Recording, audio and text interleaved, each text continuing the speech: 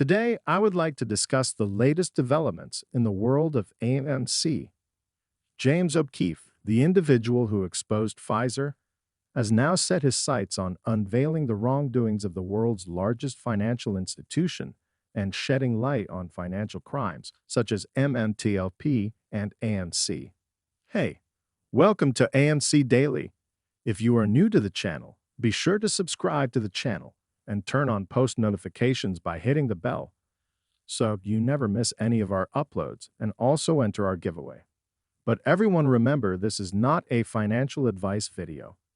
In April, James tweeted about a Freedom of Information Act request for MMTLP, which revealed emails exchanged between FINRA and the SEC.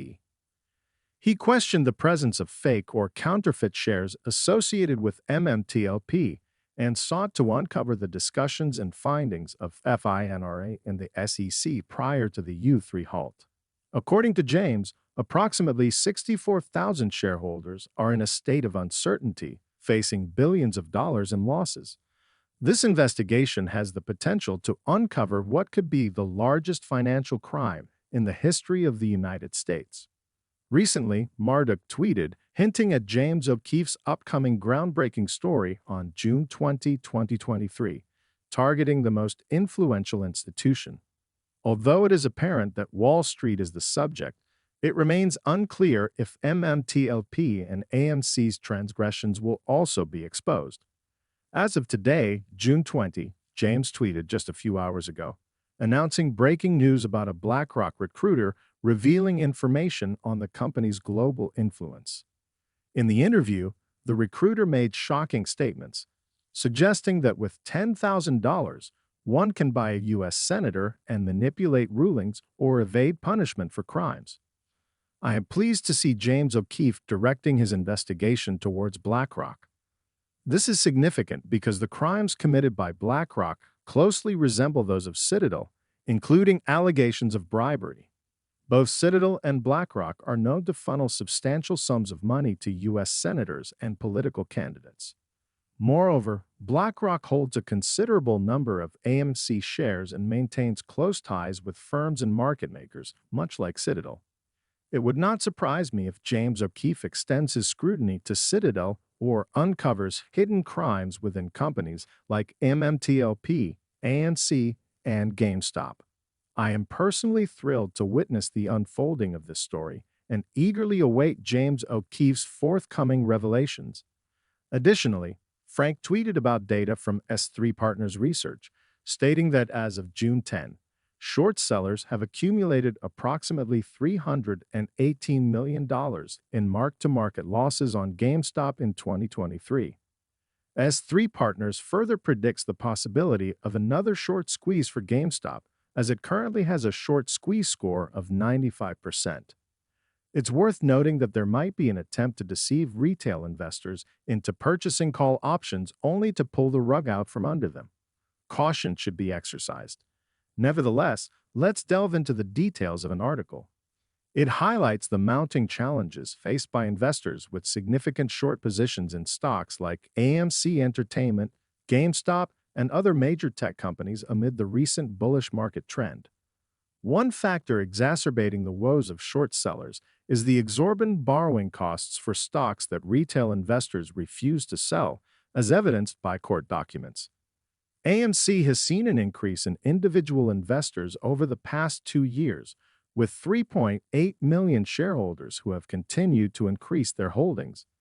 Consequently, short sellers struggle to secure actual shares for borrowing and are forced to pay exorbitant fees. This situation aligns with the current short interest in mega-cap tech stocks. For instance, shorts hold approximately $23 billion in positions against Tesla, $22 billion against Apple, $16 billion against Microsoft, $11 to $12 billion against Nvidia, and $9.5 billion against Amazon. Considering the surge in these tech stocks over the past 6 months, shorts have incurred significant losses. Nvidia shorts have lost around $6 billion, and Tesla shorts have lost an additional $8 billion. These losses, combined with those from other positions, likely amount to another $5 to $10 billion. It's evident that shorts are facing immense challenges, especially with James O'Keefe exposing their actions. Consequently, raising external capital has become increasingly difficult for them. Let's now turn our attention to an article that emphasizes the financial predicament of companies like Citadel.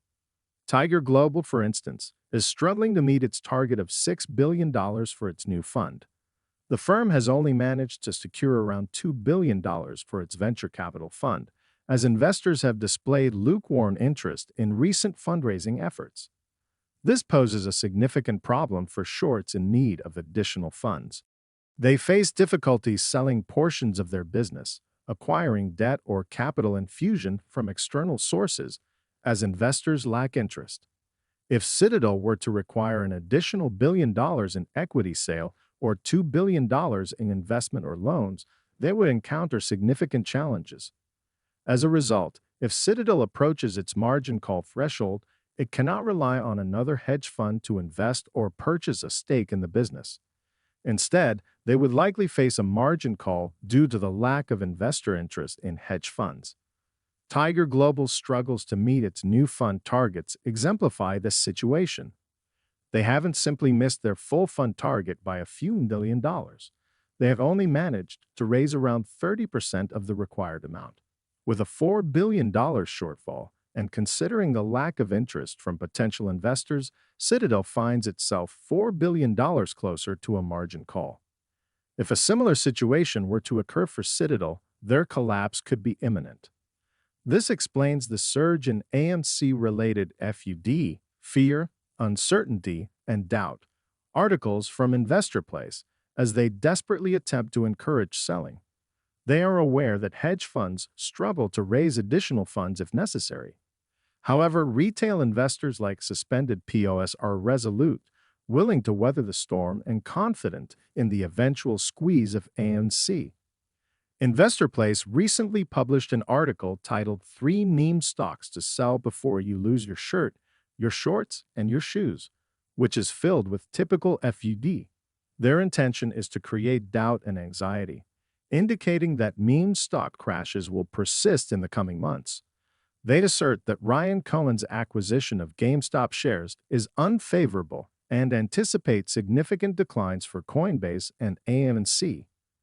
Such FUD from InvestorPlace demonstrates that we are nearing the squeeze and hedge funds are becoming increasingly desperate.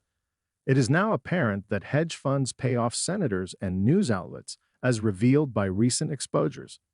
Moving on, let's discuss a tweet from Stocks Batman that raises an intriguing point. The tweet questions why AMC did not file for bankruptcy in December 2020 if Adam Aron was aligned with Apollo. The tweet refers to an article mentioning Apollo, along with Canyon Capital Advisors and Davidson Kempner Capital Management, who hold AMC's debt, urging the company to file for Chapter 11 bankruptcy. They even offered $1 billion in debtor-in-possession financing. In a previous video, I discussed how Adam Aron declined this $1 billion offer, choosing not to let AMC go bankrupt, but instead striving to transform it into a successful entity. Despite being presented with 2 opportunities to walk away with substantial cash, during the pandemic's onset and in December 2020 when bankruptcy was suggested, Adam Aron rejected both. This debunks claims that Adam Aron is colluding with shorts to harm retail investors. He had the chance to earn billions, but prioritized AMC's success instead. Lastly, I want to highlight a tweet that adds an interesting perspective. Adam Aron has recently been tweeting the numbers 333, which he considers highly significant. Elon Musk has adjusted his Twitter following to precisely 333 users and currently has 144 million followers, down from 144.2 million. Notably, 144 million shares will be the number of shares AMC holds after the reverse split. Furthermore, Elon Musk follows 87 different users on Twitter, the same percentage of people who voted for AMC's reverse split and APE conversion. While this could be mere coincidence, It sparks curiosity about a potential partnership among Elon Musk, Ryan Cohen, and Adam Aron. I have discussed this possibility before, and even Adam Aron has hinted at it. It would be a remarkable collaboration, and perhaps there are ongoing discussions behind closed doors. In conclusion, today's discussion has covered a range of compelling topics. James O'Keefe's upcoming investigation into the world's largest financial institution and potential financial crimes involving MMTLP and AMC has created significant anticipation. The struggle of short sellers, particularly in the case of GameStop, has led to substantial losses and potential short squeezes. The challenges faced by hedge funds in raising external capital, exemplified by Tiger Global's shortfall, pose a serious threat to companies like Citadel. Additionally, the debunking of claims that Adam Aron colludes with shorts, his rejection of bankruptcy offers for AMC, and the intriguing possibility of a partnership involving Elon Musk, Ryan Cohen, and Adam Aron add further intrigue to the evolving narrative. The future developments in these areas are eagerly anticipated, and we look forward to seeing what James O'Keefe and others reveal next. Guys, that's all we have for you today. What is your opinion about AMC stock? Get involved and let us know in the comments down below. Thank you for watching,